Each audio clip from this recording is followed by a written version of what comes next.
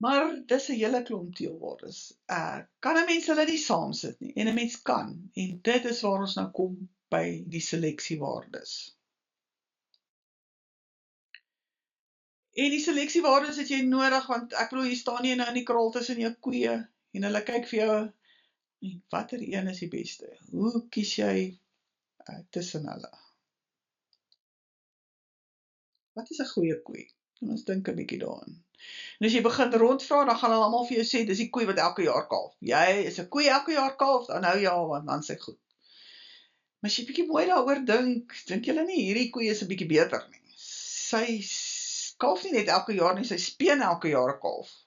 Daai een kan elke jaar kalf, as die kalf vrek kan help met jou niks nie. Jy wil hom een hê wat elke jaar 'n kalf speen.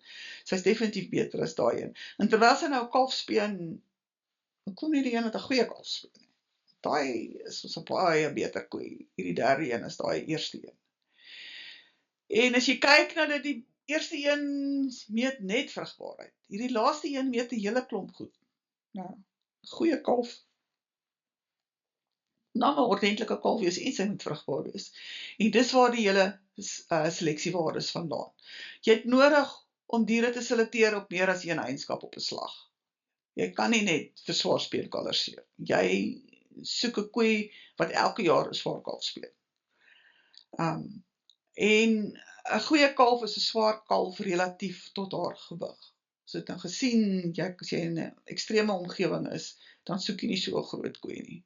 Maar sy moet nog tot haar gewig, moet haar kalf darm iets weeg. Dit help nie, jy het 'n groot koei en sy speen vir jou klein kalfie. So, jy wil op meer as een eienskap op 'n slag selekteer.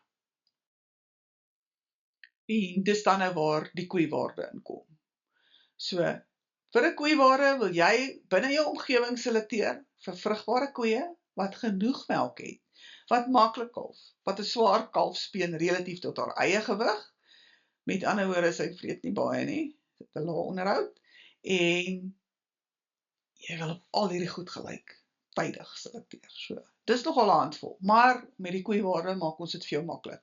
Hier is 'n koei met 'n koeiwaarde van 133, en hier kan jy sien, kalfgemak is 114, kalfgroei 105, melkwaarde 104, onderhoud 109, vrugbaarheid 127. Al haar teelwaardes is so mooi opgelyn, en daarom kry sy 'n lekker koeiwaarde van 133, sy voldoen aan al hierdie eienskappe. Goed, dit maak seleksie baie makliker. So hierdie koeiwaarde word hy saamgestel, hy's uniek vir elke ras. Ons is nie one size fits all hier nie. Elke ras het sy eie koeiwaarde, en ons bepaal dit saam met die teelersgenootskap. Maar hulle het almal die basiese selfe eienskappe. Ons soek goeie druk op vrugbaarheid, dis baie belangrik. So versvrugbaarheid, koeivrugbaarheid en lanklewendheid word gekombineer, geweeg en gekombineer om vir jou 'n vrugbaarheidswaarde te gee. En dan wil ons 'n swaar kalf hê, né? Kalfgroei en melk, is wat 'n kalf swaar maak. Maar as ons net daarvoor selekteer, dan gaan ons olifante toe. So ons wil relatief tot die koei se gewig, wat die onderhoudswaarde is. Sy moet 'n lae onderhoud hê, haar volwasse gewig met 'n negatiewe druk op hê, en 'n bietjie melk, want meer melk maak ook dat koeie se onderhoud opgaan, en dan as jy net vir die kalf swaarder maak, gaan die geboortegewig op, so ons het 'n negatiewe druk ook op die geboorte direk en maternaal, om jou aanduiding te gee van die kalfgemak. So, dit klink nou als baie ingewikkeld, maar hierdie koeiwaarde dui balans aan. So, vrugbare dier met 'n goeie koei-kalf verhouding, dis wat ons wil hê. Daai is die diere wat hoë koeiwaardes kry. Hiersoos kan ons nou kyk, so dis 'n kombinasie van al hierdie baie teelwaardes word 'n koeiwaarde. Kalfgemak is geboorte direk en maternaal, kalfgroei, speen direk, melk, speen maternaal. Onderhoudswaarde is die volwasse gewig, en 'n bietjie melk, 10% van die melkwaarde, en dan die vrugbaarheidswaarde is 'n kombinasie van vers vrugbaarheid, koeivrugbaarheid en lanklewendheid. So, hierdie dier het 'n seleksiewaarde van kalfgemak vir 91, 133, 78 en so aan. En die seleksie-indeks om by daai 91 te kom, is die 92 en die 100. So jy kan sien, geboortediere tel die meeste. Daai is dieselfde, 70 en 133. Die onderhoudswaarde, draai om. Hierdie is 'n swaar koei, die volwasse gewig is 132. Dis 'n groot swaar dier. Maar so sy gaan baie eet, haar onderhoud gaan hoog wees. So die onderhoudswaarde is laag. 74. Beteken 'n groot koei. Groot koei met 'n groot kalf. En obviously gaan hy 'n bietjie swaarder geboorte word. Okay. En dan die vrugbaarheidswaarde is 'n kombinasie van 104, 102 en 110. Om 107 te gee. Die gewigte is 'n bietjie anders. So 'n swaar koei met 'n volwasse gewigwaarde van 132 eet baie. Sy het dus 'n swak onderhoudswaarde van 74. Okay. So, om 'n goeie koeiwaarde te hê, moet jy ligter geboortegewig, swaarder speengewig, meer melk, laer onderhoud en 'n hoë vrugbaarheid. Dis die kombinasie wat vir jou 'n hoë koeiwaarde gee. En as die dier 'n swaar geboortegewig het, 'n ligte speengewig, min melk, hoë onderhoud en lae vrugbaarheid, gaan 'n lae koeiwaarde kry. Maar 'n mens moet nou onthou, jy het nou dalk hierdie dier met 'n hoë koeiwaarde, maar die melk is min. Al die ander goed is reg, maar die melk is min, dan kom die koeiwaarde bietjie af. En hier aan die linkerkant is al daai goed baie sleg, maar die koei het baie melk, of is baie vrugbaar, dan kom hy weer bietjie op. So, hierdie koeiwaarde skuif so, want dan kan party van hulle kan 'n bietjie laer wees of 'n bietjie hoër wees as wat hulle moet. En daarom is dit baie belangrik om nie net na die koeiwaarde te kyk nie, kyk na die onderafdelings ook. So prakties hoe om dit te gebruik, gestel jy's in 'n ekstreem goeie omgewing, so jy het hoë insekte, maar jy wil ook hoë insekte uitsette hê, jou doelwit is baie swaar speenkalvers. Jy oesreste of baie groenvoer, ons wil gae goeie omgewing. Kos is nie 'n probleem nie. Jy hoef nie kos te koop vir die koeie nie. Jy soek swaar kalvers, so. En dan sal die dier wees wat jy wil hê, hierdie groeier. So jy kyk na kalfgroei, in hierdie geval 129. Hierdie kalf gaan groei laat hy bars. Nou, die koeiwaarde is 110. Die vrugbaarheid is okay, maar hierdie kalf gaan groei laat hy bars. So dit is 'n groot koei. Die onderhoudswaarde is 80. En die kalfgemak is 82. Dis 'n swaar kalf by geboorte. Swaar kalf by speen kom uit 'n groot koei. Maar die koeiwaarde kan 110 wees, né? So, kyk wat jy wil hê, hierdie is basies dan 'n groeier.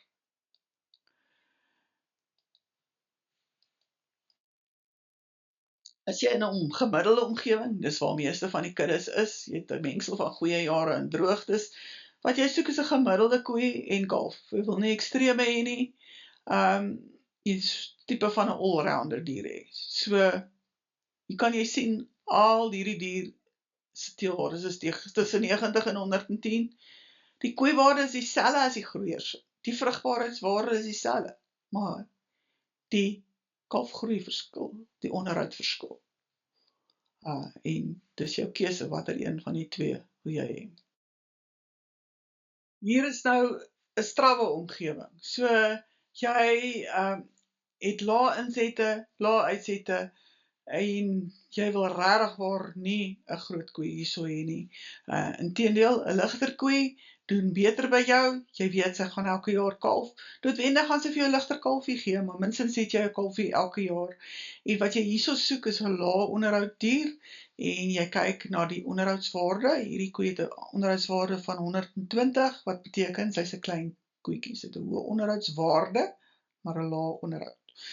Haar vrugbaarheid is ook 108, soos die ander twee. Haar koeiwaarde is dieselfde, maar jy kan sien sy het heeltemal 'n ander profiel. Sy's 'n klein koetjie met 'n ligter kalfie. In hierdie geval kleiner koetjie met 'n gemiddelde kalfie wat baie goed is. Hier is 'n voorbeeld van 'n allrounder. Jy kan sien die koeiwaarde is 99 en al hierdie is 96, 97, 104, 98, 103. Alle waardes is 'n 90 en 110. Veilige keuse sal goed doen in die meeste omgewings. So jy kan hulle scan hierso en dan kan jy nou verder kyk hier na hierdie teelwaardes, of hulle vir jou gepas is. Hier is 'n voorbeeld van 'n groeier. Koeiwaarde is reg, vrugbaarheidswaarde is reg, maar hierdie speenkalf gaan groei. 119. Vrugbaarheid is reg, so is 'n bietjie van 'n groter koei, maar die koeiwaarde sê vir jou alles reg en dan kan jy verder kyk of alles reg lyk. Kan ook sien die groeiwaarde 101, karkaswaarde 112. So 'n voorbeeld van 'n meer lae onderhoud tipe, baie goeie koeiwaarde van 122, maar jy kan sien haar vrugbaarheidswaarde is hoog, 125. Die onderhoudswaarde is 110, beteken 'n klein koetjie, kalf groei 91, melk 109, baie goed, so. Jy kan sien oor die algemeen kleiner tipe dier. Hier is 'n baie goeie voorbeeld van hoe dinge kan verkeerd gaan. So hierdie koei het 'n koeiwaarde van 82, wat laag is. En dan kyk jy na haar vrugbaarheid, dis 121, en dan wonder jy, hoe op aarde kan dit wees? 'n baie hoë vrugbaarheidswaarde en 'n lae koeiwaarde. En dan as jy kyk, 'n onderhoudswaarde van 72 beteken 'n groot koei. Kalfgroeiwaarde van 71 beteken 'n baie klein koei. So jy het 'n baie groot koei met 'n baie klein kalfie. Melk is okay, kalfgemakwaarde is wat. Vrugbaarheid is goed. Ek kan sien die balans is uit. Hier's ongebalanseerd, swaar koei met 'n ligte kalf, lae koeiwaarde, al is sy vrugbaarheidswaarde hoog. So. Mense gevoel is om hierdie waarde te vat en hulle gemiddeld te kry, maar dit is nie so nie. Hierdie waardes word verskillend geweeg om by die koeiwaarde te kom.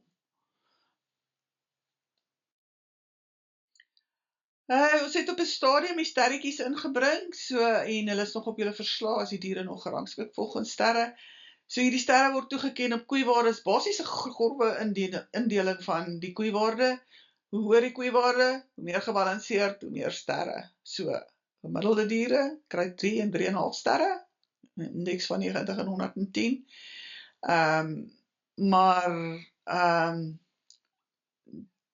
dit kom nie meer so baie voor nie. En dan as 'n dier net 'n min inligting het, hy word nie gemeet nie, al daai tipe van goed, dan kry die dier nie koeiwaardes nie en ook nie sterre nie. So, dis so eenvoudig jy kan sien, daar is genoegsame prestasiemeting agter hierdie dier, indien nou wel 'n koeiwaarde is en sterretjies is. Daar's ander seleksiewaardes ook, soos die groeiwaarde, seleksie vir doeltreffende groeiers op die veld en in die voerkraal. Dit word saamgestel uit die eienskappe wat in die groeitoetse gemeet word. En dan het jy 'n karkaswaarde. Hierdie karkaswaarde is basies die prys wat jy vir die karkas gaan kry. En dan die swaarste weeg is die gewig aan die einde van die toets, maar die RTU-metings word ook 'n bietjie in ag geneem. Ongelukkig word 'n mens nog nie betaal vir die RTU-metings, regtig nie.